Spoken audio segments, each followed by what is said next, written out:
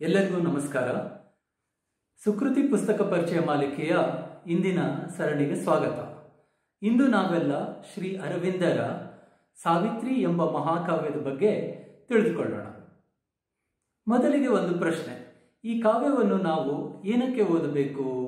ಇದನ್ನು ಓದೋದ್ರಿಂದ ನನಗೇನು ಪ್ರಯೋಜನ ಅಂತ ಒಂದು ಕ್ವಶನ್ ಬರ್ಬೋದು ಅಲ್ವೇ? ಈ ಕಾವ್ಯವನ್ನು ಓದೋದ್ರಿಂದ ಒಂದು ನಿರ್ಮಲವಾದ ಆನಂದ ದೊರೆಯುತ್ತದೆ.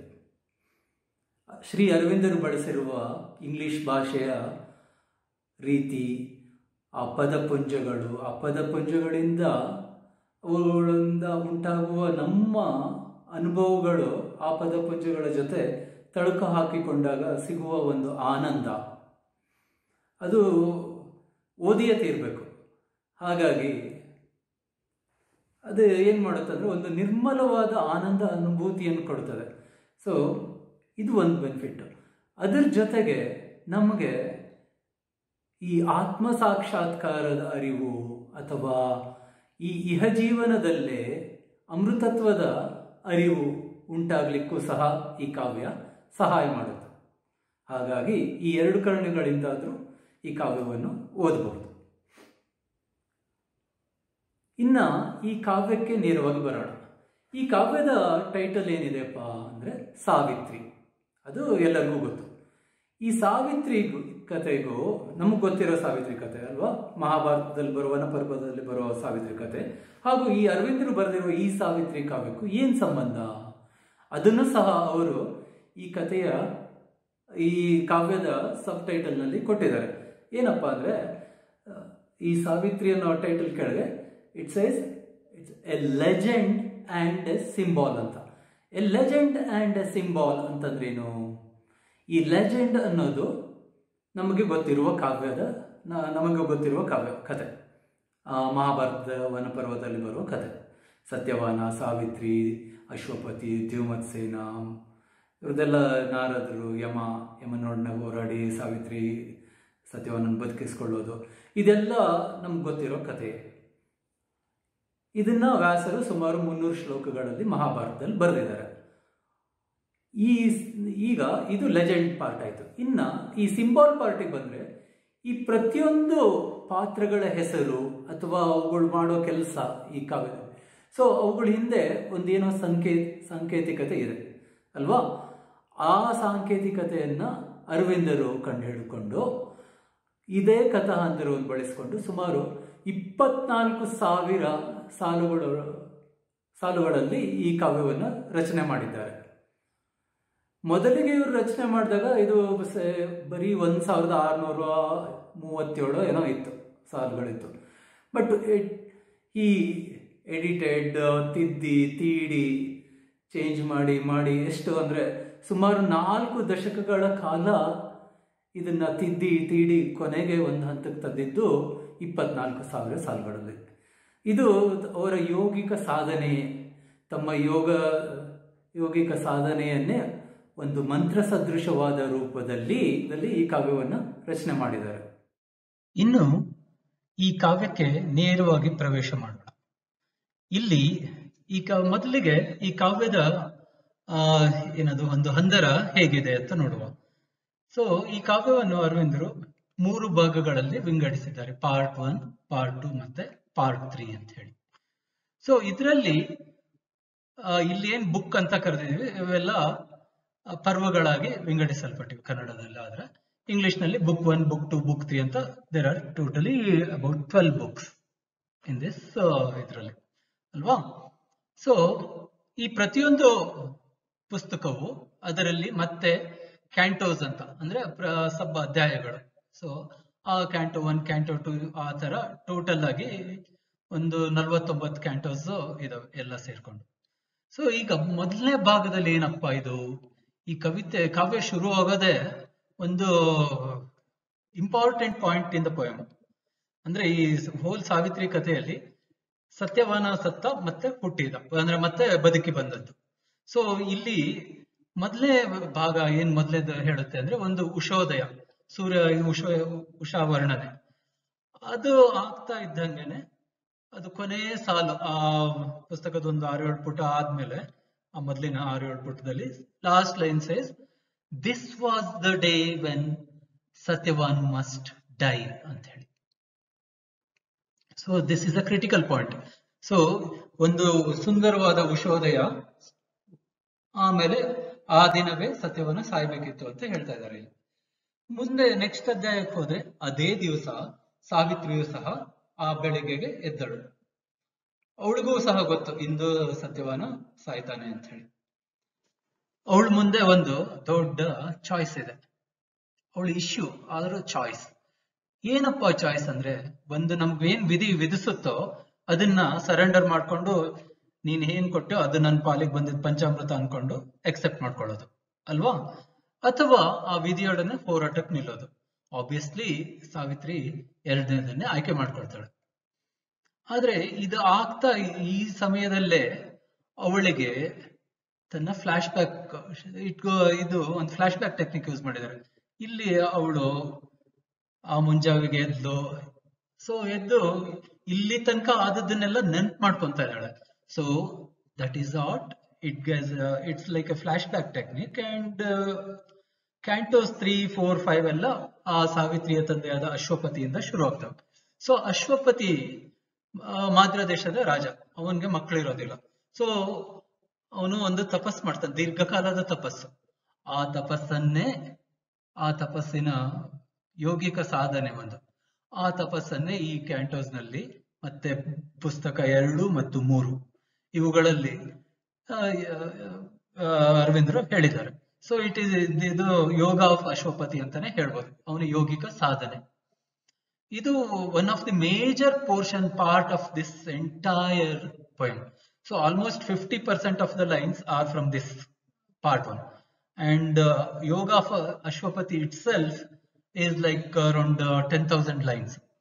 So ಇದು ಮುಗಿದ್ಮೇಲೆ ಅಶ್ವಪತಿಗೆ ಆ ಬೆಳಕಿನ ಅಂಶದ ರೂಪದಲ್ಲಿ ಸಾವಿತ್ರಿ ಸಿಗಲ್ಪಡ್ತಾಳೆ. ಸಾವಿತ್ರಿ ಮಗುವಾಗಿ ಹುಟ್ಟು ಬರ್ತಾಳೆ.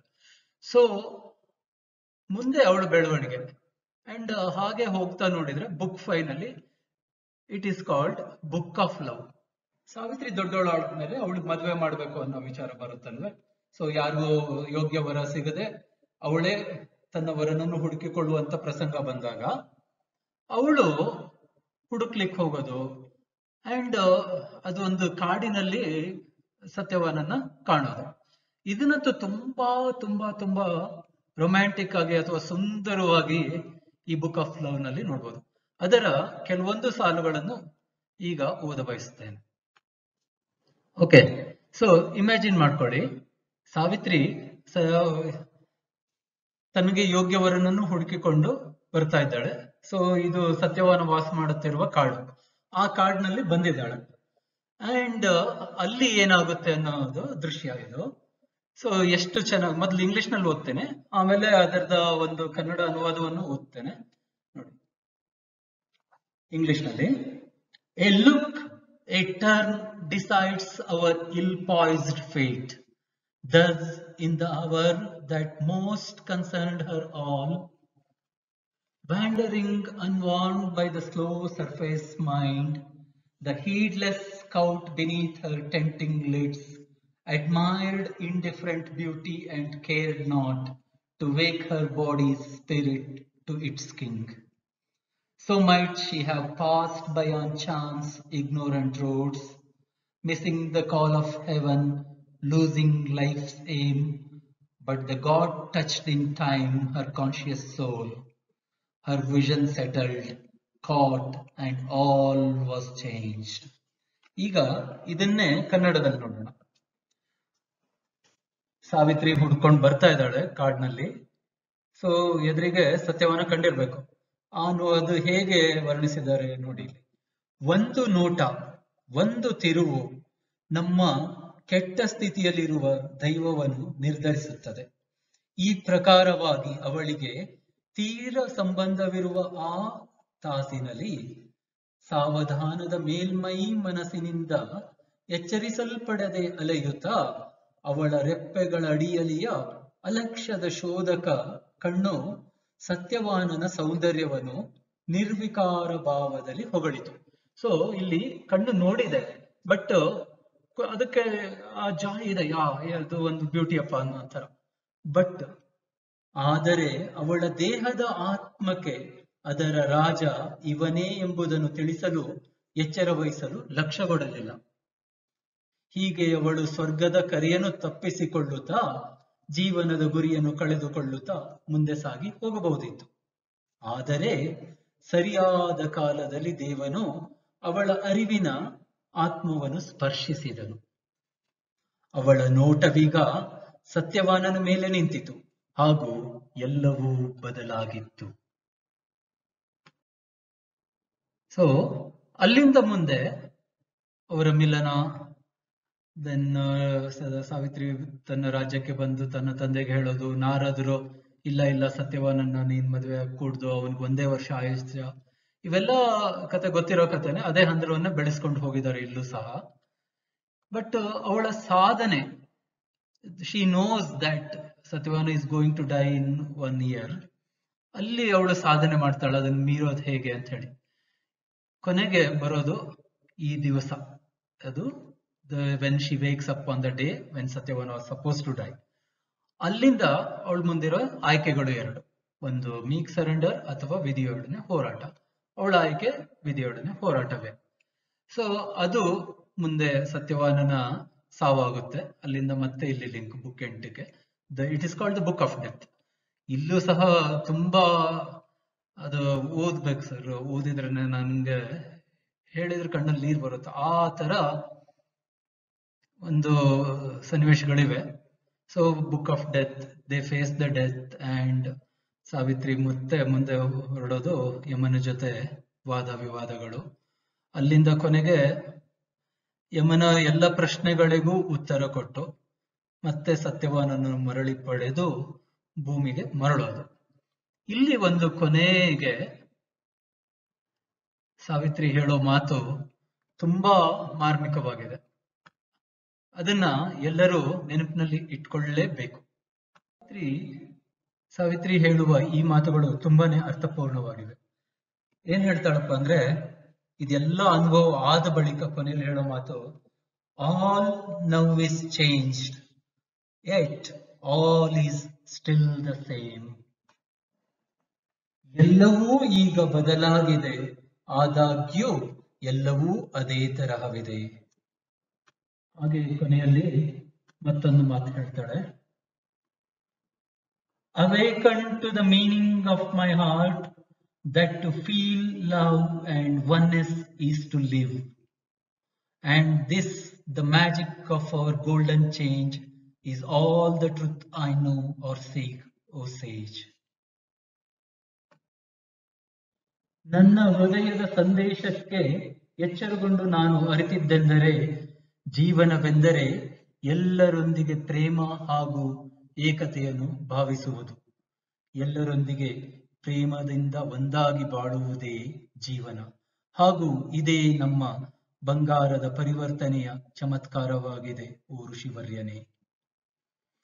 ನಾನು ಅರಿತ ಅಥವಾ ಶೋಧಿಸುವ ಸರ್ವಸತ್ಯ ಇದೇ ಆಗಿದೆ ಎಂದು ಸಾವಿತ್ರಿ ಕೊನೆಯಲ್ಲಿ ಹೇಳೋ ಮಾತು. ಇಲ್ಲಿಂದ ಈ ಕಾವ್ಯ ಮುಗಿಯುತ್ತದೆ.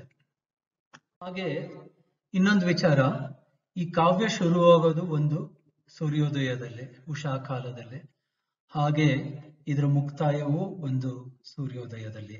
ಸೊ 2 ಸೂರ್ಯೋದಯದ ನಡುವೆ ನಡೆಯುವ ಘಟನಾವಳಿಗಳ ಹಂದರವೇ ಈ ಕಾವ್ಯದ ಸಾರ, ಈ ಕಾವ್ಯವು.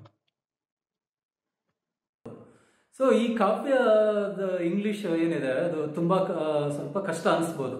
ಮೊದಲ ನೋಟಕ್ಕೆ ಒಂದು ಕಬ್ಬಿಣದ ಕಡಲೆ ಅನಿಸುತ್ತೆ. ಆದರೂ ಹೆದರಬೇಕಾಗಿಲ್ಲ, ಕನ್ನಡದಲ್ಲಿ ಇದರ ಅನುವಾದವನ್ನು ತುಂಬಾ ಜನ ಮಾಡಿದ್ದಾರೆ.